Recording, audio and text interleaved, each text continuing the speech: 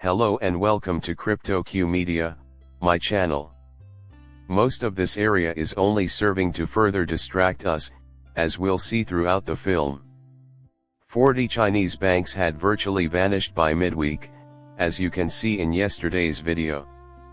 Why have these financial institutions failed? In addition to the previous system's collapse, the banking system as a whole is becoming more consolidated. Additionally, a new monetary system is being introduced. This has only occurred in the past few months, and everyone who has been following the news knows exactly why hundreds of US banks might go under. I made this post on July 11th, and it feels like I just made it yesterday. In May, it all began. The problem also centers on property. The red flags from 2008 are not gone. As an advocate of the Bitcoin story, BlackRock's CEO has done a lot of scaremongering. Famous people sharing their thoughts on the subject. He's arguing that the fact that we have the most inexpensive money makes Bitcoin so valuable. Our earliest observations are of the ordinary, daily world around us. Here, we're taking a chance on the market slump. Keep that collapse from happening if you're a Bitcoin holder. Is this the initial concept for Bitcoin that you recall? Remember that this is airing on CNBC, a well-respected mainstream news network. Even as recently as 5 years ago, BlackRock had no enthusiasm for cryptocurrency. For what reason are all 7 of them endorsing cryptocurrency right now? The reason for this is that Larry's intellect is truly remarkable, as we can all agree. He is well aware that Bitcoin provides an excellent opportunity to evade the general consensus. No, seriously. Recall that we were talking about Bitcoin earlier. Nowhere else will you see a larger business sign. BlackRock is pushing Bitcoin because it makes a ton of money when clients trade the exchange-traded funds ETFs. Bitcoin is being driven into the core of a cycle at the same time as its imminent dominance sell-off. Although we have been defining this for weeks, we are still limited to this range. This has been an issue since April, and at this point, all we can do is wait for it to crash and burn. Rather than getting caught up in the current Bitcoin mania, investors would be well to broaden their focus to include a range of coins. I have made this clear many times. However, you should prioritize superiority while learning Bitcoin. Until the market quits depending on Bitcoin to move, nothing will sway my opinion that it is the biggest retail swap, as I stated on X. From this point forward, things are going to become quite intriguing. As long as Bitcoin maintains its position as the market leader, we will be left with no alternative but to depend on it to propel market movements.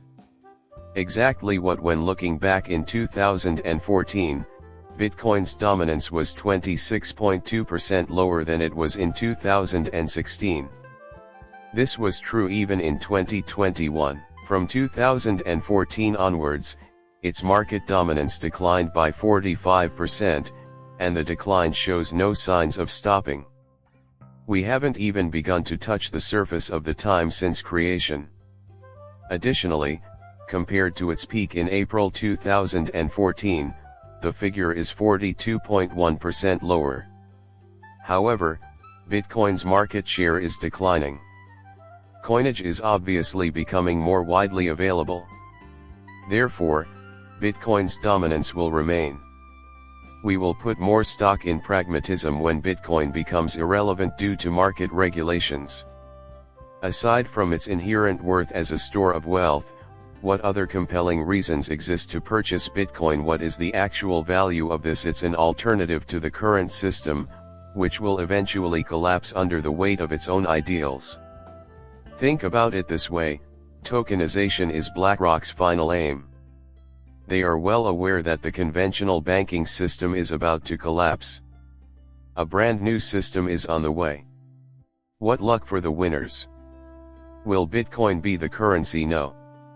Bitcoin just can't handle the volume needed for financial applications. Tokenizing everything necessitates a highly efficient and scalable strategy. Because of its potential use in these areas, Bitcoin stands as the apex of financial SIOP in my opinion. The reason it's taking place is because this market is dependent on it. But when will we take a step back and evaluate Bitcoin for what it really is? For what reason would someone want to buy Bitcoin if the only goal is to cause market booms and crashes periodically? Then what's the use? That couldn't possibly continue, can it? I can't help but wonder what will happen when Bitcoin's influence on market pricing fades. What happens when Bitcoin is actually flipped? That is when the allure of Bitcoin will become apparent, as its strength in this market will be shown. Even though it was only for a little time, XRP did manage to turn Bitcoin upside down, and we already know of one asset that has done the same for Ethereum. Exactly right now. The most recent product from Ripple is a research titled Tokenization of Assets, Today and Tomorrow that was published on July 15th. When I got here, I had a quick chat with ChatGPT to get the lowdown. With a present worth of $3.5 billion and a potential value of $16 trillion by 2030, tokenizing assets offers a tremendous opportunity for the sector. The pros and cons of tokenization were discussed at a London policy summit organized by Ripple and the Center for Financial Technology at Imperial College Business School. Highlighting the enormous potential of tokenization, the main themes from the summit state that it can do away with middlemen, increase efficiency, secure data, and allow for real-time settlement. Enhanced cash flow for small and medium-sized enterprises (SMEs), consumer loans, mortgages, and property purchases are some possible uses of tokenization. In any case, these advantages do exist: limited liquidity, high costs associated with tokenization methods, a lack of specialized vehicles, and issues with cross-chain protocols are all factors preventing widespread adoption. In order to overcome these obstacles, PASC must be launched without a hitch, and a strong regulatory framework that prioritizes collateralization value is required. Overcoming the substantial challenges presented by legislative variability among nations and deficiencies in digital asset governance requires better legislation, public-private partnership, and a greater comprehension of the advantages of tokenization. The United Kingdom is leading the way in digital assets and crypto tokens to encourage innovation in the digital realm and maintain global competitiveness. Theoretically, by standardizing financial transactions, tokenization would alleviate the 5% to 6% yearly loss of global GDP caused by system friction. Banks, established financial actors, regulators, and ongoing education and cooperation are necessary for it to reach its maximum potential. The United Kingdom is formally preparing to put a new legislative framework into place, which includes tokenization and cryptocurrency. However, the new financial framework, or system, of Ripple is clearly seen in this in-depth study. Countries like Japan, the United Kingdom, and the United Arab Emirates are prepared to treat crypto law with the seriousness it deserves. A major issue throughout Europe was MiCA.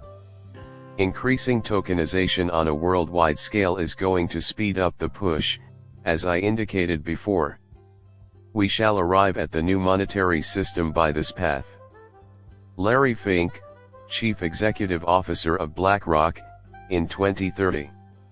According to their claims, tokenization will bring about a technological revolution in the market. In your opinion, is it accurate? Cryptocurrency Bitcoin does not exist. Cryptocurrency won't be the first to tokenize. Because Bitcoin is inherently inefficient, it will inevitably be tokenized on networks that are more efficient. Peers will be raving about your Lightning Network. The efficiency of Bitcoin is slightly enhanced by this Layer 2 network. The Lightning Network is also unreliable, wasteful, and susceptible to assaults by hackers. Pay close attention to the details when you examine the issue in detail. Keep in mind that BlackRock revealed Ripple's complaint against the SEC. One example that BlackRock brought up was the SEC's action against Ripple and its officers regarding the sale of XRP. The only way I'll finish this is if you subscribe and enjoy my channel.